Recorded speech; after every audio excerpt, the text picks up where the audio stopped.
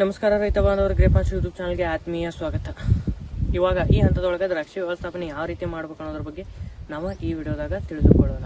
ಇವಾಗ ಆಲ್ಮೋಸ್ಟ್ ಎಲ್ಲ ರೈತರು ಸೆಂಟರ್ ಟಾಪಿಂಗ್ ಆಗ್ಯಾವು. ಇವಾಗ ಕೆಲವೊಂದಿಷ್ಟು ಪ್ಲಾಟ್ ಒಳಗೆ ಜಾಸ್ತಿಯಾಗಿ ಚಿಗುರು ಕಂಡು ಬರತೈತಿ. ಈ ಚಿಗುರಿನ ನಿಯಂತ್ರಣ ಯಾವ ರೀತಿ ಮಾಡ್ಬೇಕು ಅನ್ನೋದ್ರ ಬಗ್ಗೆ ನಾವು ಈ ವಿಡಿಯೋದಾಗ ತಿಳಿದುಕೊಳ್ಳೋಣ. ಮತ್ತೆ ಕೆಲವೊಂದಿಷ್ಟು ಪ್ಲಾಟ್ ಒಳಗೆ ಏರಿಯಲ್ ರೂಟ್ ಕೂಡ ಕಂಡು ಬರತಾವು. ಇವು ಯಾವ ಕಾರಣದಿಂದ ಕಂಡು ಬರ್ತೈತಿ ಮತ್ತೆ ಅದರ ವ್ಯವಸ್ಥಾಪನೆ ಯಾವ ರೀತಿ ಮಾಡ್ಬೇಕು ಅನ್ನೋದ್ರ ಬಗ್ಗೆ ಕೂಡ ತಿಳಿದುಕೊಳ್ಳೋಣ.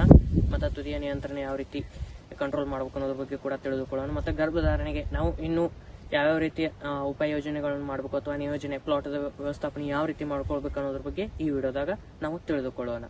ಇವಾಗ ಕೆಲವೊಂದಿಷ್ಟು ಪ್ಲಾಟ್ ಒಳಗೆ ಜಾಸ್ತಿಯಾಗಿ ತುದಿಯ ಬೆಳವಣಿಗೆ ಆಗತ್ತಿತ್ತು ಅಂದ್ರೆ ನೀವು ಈ ಹಂತದೊಳಗೆ ಏನ್ ಮಾಡ್ಕೋಬಹುದು, ನೀರು 200 ಲೀಟರ್ ಎತ್ರೆಲ್ 200 ಲೀಟರ್ ನೀರಿಗೆ 60 ಮಿಲಿ ಪ್ಲಸ್ 0.5234 500 ಗ್ರಾಮ್ ಈ ರೀತಿ ಸಿಂಪರಣೆ ಮಾಡ್ಕೋರಿ. ಈ ಸಿಂಪರಣೆಯಿಂದ ನಿಮಗೆ ತುದಿಯ ನಿಯಂತ್ರಣ ಆಗಕ್ಕೆ ಅನುಕೂಲ ಆಗ್ತೈತಿ. ಇಲ್ಲ ಆದ್ರೆ ನೀವು ಬೋರ್ಡು ಸಿಂಪರಣೆ ಮಾಡ್ಕೊಳ್ಳೋವಾಗ ನೀವು ಟೆಲ್ಟ್ ಕೂಡ ಸಿಂಪರಣೆ ಮಾಡಿಕೊಳ್ಳಬಹುದು. ಈ ಹಂತದೊಳಗೆ ನಿಮ್ಗೆ ಬೋರ್ಡು ವ್ಯವಸ್ಥಾಪನೆ ಒಂದು 3 ರಿಂದ 4 ಸಿಂಪರಣೆ ಕೂಡ ನೀವು ಮಾಡ್ಕೋಬಹುದು. ಫಸ್ಟ್ನೇ ಸಿಂಪರಣೆ 200 ಲೀಟರ್ ನೀರಿಗೆ 500 ಗ್ರಾಮ್ ಪ್ಲಸ್ ಎರಡನೇ ಸಿಂಪರಣೆ 750 ಗ್ರಾಮ್ ತುತ್ತೆ, ಮೂರನೇ ಸಿಂಪರಣೆ ಒಳಗೆ 1 kg ಹಾಕಿ ನೀವು ಹೋದ ಸಾಲಿನಲ್ಲಿ ಮತ್ತೆ ರಿಟರ್ನ್ ಬರ್ಬೇಕು. ಇದಕ್ಕೆ ಉಲ್ಟಾ ಪಲ್ಟಾ ಸಿಂಪರಣೆ ಅಂತಾರ. ಆ ಹಂತದೊಳಗೆ ನೀವೇನ್ ಮಾಡ್ಕೋಬಹುದು, ನಮ್ಮ ಗ್ರೇಪ್ ಮಾಸ್ಟರ್ ಶೆಡ್ಯೂಲ್ ಒಳಗೆ ಅಂತೂ ಬೋರ್ಡು ಸಿಂಪರಣೆ ಆಲ್ರೆಡಿ ಬರ್ತೈತಿ. ನಿಮ್ಗೆ ಈಗಾಗಲೇ ಹಿಂದಿನ ವಿಡಿಯೋ ಒಳಗೆ ಕೂಡ ನಾನು ಬೋರ್ಡು ಸಿಂಪರಣೆ ಯಾವ್ಯಾವ ಹಂತದೊಳಗೆ ಮಾಡ್ಕೋಬೇಕು ಮತ್ತು ಯಾವ ಪ್ರಮಾಣದೊಳಗೆ ಮಾಡ್ಕೋಬೇಕು ಅನ್ನೋದ್ರ ಬಗ್ಗೆ ಕೂಡ ಹೇಳಿದ್ದೀನಿ. ಆ ಹಂತದೊಳಗೆ ನೀವು ಟಿಲ್ಟ್ ಕೂಡ ಇದರೊಳಗೆ ಹಾಕೊಂಡ್ರೆ ಸಿಂಪರಣೆ ಮಾಡ್ಕೊಳ್ಬಹುದು.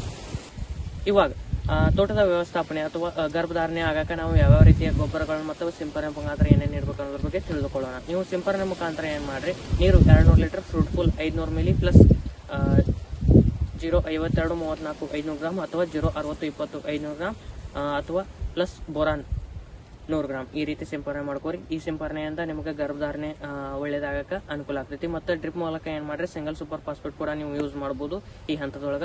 ಅಥವಾ ಈ ಹಂತದೊಳಗ ನೀವು ಮ್ಯಾಗ್ನೀಷಿಯಂ ಸಲ್ಫೇಟ್ ಕೂಡ ನೀಡಬಹುದು ಅಥವಾ 0.5234 ಪ್ಲಸ್ SOP ಕೂಡ ನೀವು ಈ ಹಂತದೊಳಗ ನೀಡಬಹುದು. ಮತ್ತೆ ಎರಡನೇ ಸಿಂಪರಣೆ ಆಗಿ ನೀವೇನ್ ಮಾಡ್ರಿ, ಈ ಹಂತದೊಳಗ ನೀವು ಮತ್ತೆ ಡ್ರಿಪ್ ಮೂಲಕ 0.4247 ಅಥವಾ 0.4842 ಈ ರೀತಿಯ ಗೊಬ್ಬರಗಳನ್ನು ಕೂಡ ನೀಡ್ಕೋಬಹುದು ಅಥವಾ SOP ಎಕರೆಗೆ 10 kg ನೀವು ನೀಡ್ಕೊಳ್ಬಹುದು.